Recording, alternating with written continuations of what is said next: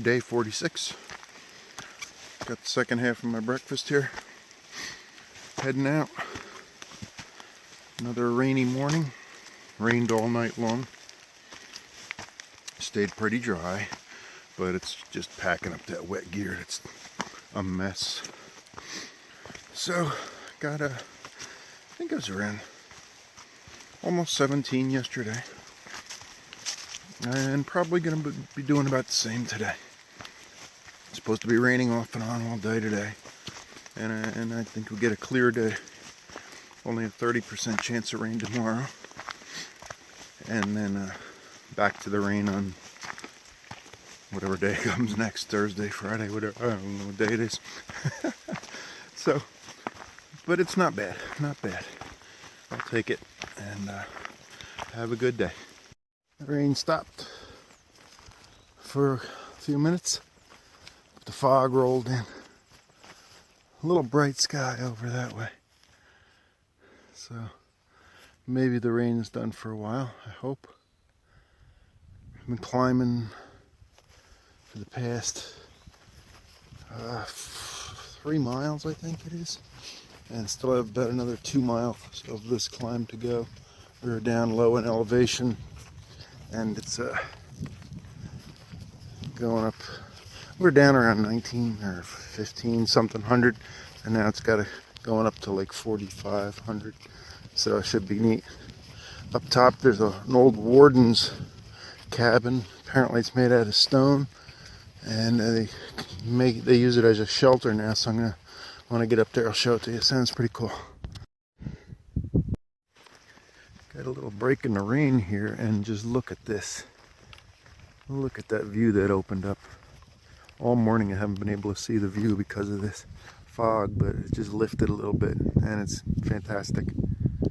Wow. Only a little over 100 miles into Virginia, but I just love it so far. It's got a long way to go.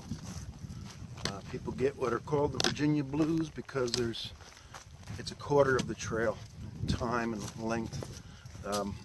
But the short amount of time that I've been here, I just love it. There's something about the trails that seem to make sense more than I've been encountering in other states. Maybe because the climbs aren't as bad, I don't know, but there's not as many switchbacks. There's some, but the switchbacks are few and far between. There's a lot more ridge walking, and it actually feels like I'm going from point A to point B rather than from point A back to point B, back to point A, back to point B. It doesn't feel like I'm wasting time. It feels more efficient, feels more logical. So I'm loving it. I'm sure that'll change, and I'm sure I won't be able to stand it towards the end of that 500 plus miles it takes to get through the state. But right now I'm gonna enjoy it. And the scenery. The scenery is great. It doesn't have quite the altitude or elevation, whatever you call it, of other states, but just look out there. Look at that, beautiful.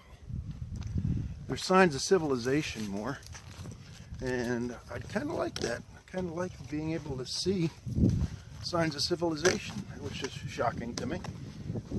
The wilderness has got its purpose. I mean, I love that while I'm in it, but it's kind of neat being able to see life, signs of life. It's really something.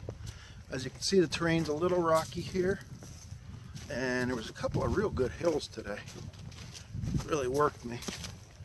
But all of that being said, loving Virginia so far. I hope it continues.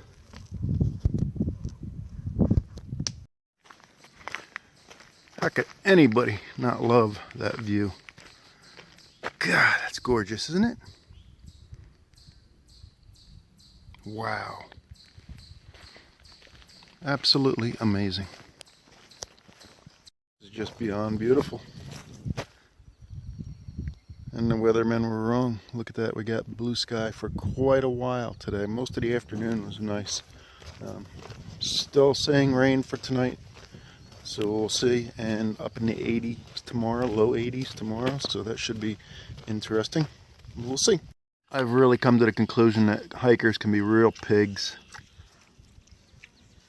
These guys are hanging out.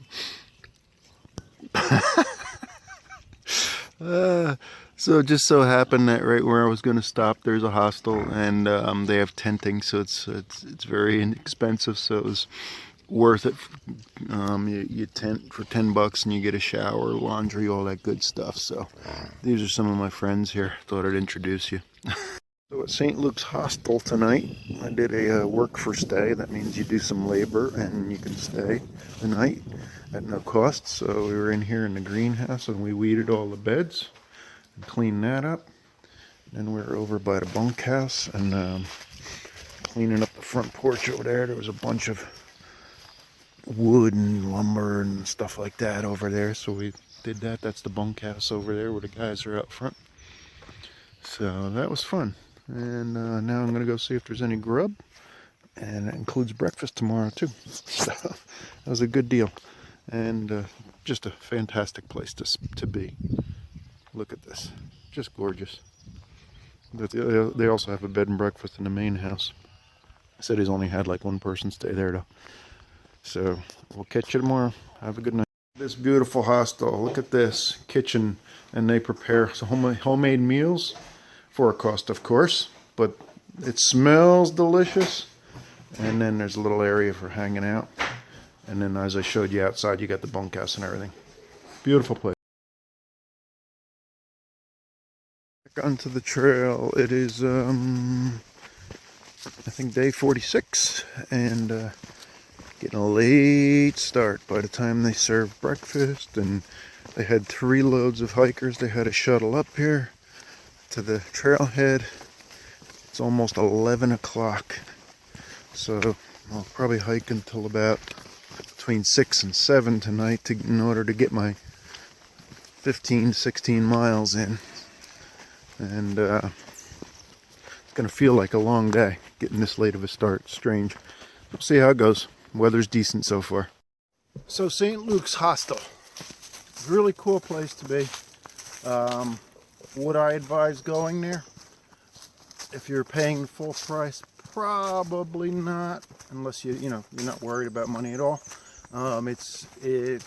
Bunk was, I think, $20. Like I told you in my last video, I did a work for stay, so I got that for free, and I got my meals for free, and just did a little work. I was going to have to pay for dinner, but I offered to help clean up with that too. So it was great. I got a free stay, and it was very nice.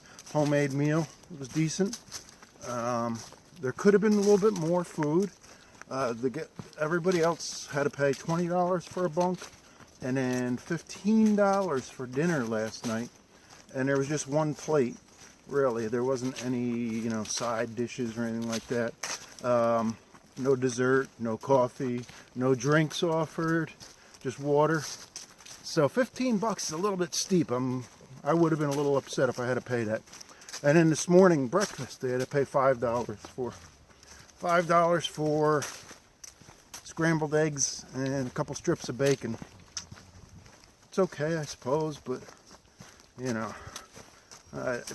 doesn't seem like you really get your money's worth there. Cool place. It's only their 2nd year in operation, so maybe they'll get better as they iron out the kinks. But wouldn't be at the top of my list. Aesthetically, yes, cool place. So that's my scoop on that. And I got to talk about my backpack.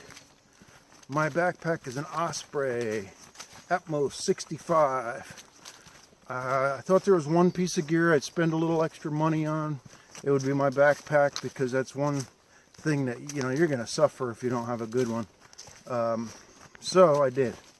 It's not outrageous. It's not as much as an ultralight Z-Packs or something like that. But going back, if I had it all to do over again, I would not have gotten an Osprey. I've had issues with the adjustable weight belt. First issue, which I tried to remedy twice on my own, was the slipping on the adjustment. So I tried sewing it once. Well, I had somebody sew it for me. That's in another video. And then in another video, you'll had another guy loan me a tool to sew it. That's holding up, so it's adjusted all the way down as small as it'll go and sewed into place. And now that I've lost a little bit of weight, even that smallest adjustment is too big. And I've run into multiple people on the trail with this same issue. Unless you got a little bit of a belly, it's going to be too big and you won't be able to tighten it enough to take the weight off your shoulders. So my shoulders, my neck, everything up in the top end, they're pretty tight. Like right now, they're really bugging me. So I've tried to call Osprey twice now. They don't bother returning a call. Nobody ever answers the phone. It's always a recording. And all I've ever heard in the past is what great stand-up company they are and how good they are and stand behind their product. But I just don't see it. So my advice, research, go with another bag. Even if you got to pay a couple dollars more, I would not go with Osprey because of their customer service. They're not standing behind the product, and there's a major design flaw in it. So there's my beef with Osprey. But it's a good bag otherwise, holding up. So take care, have a good one. The sun is setting. It's I don't know, I think that's Highway 77 down there. I'm coming up on Route 52. Actually, I have to walk about 1.5 miles on this gravel road.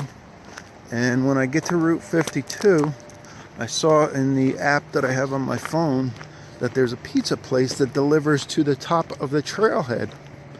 So I ordered a pizza, and I should just have to wait a minute or two when I get down the bottom of the trail to the intersection, and my pizza should be there.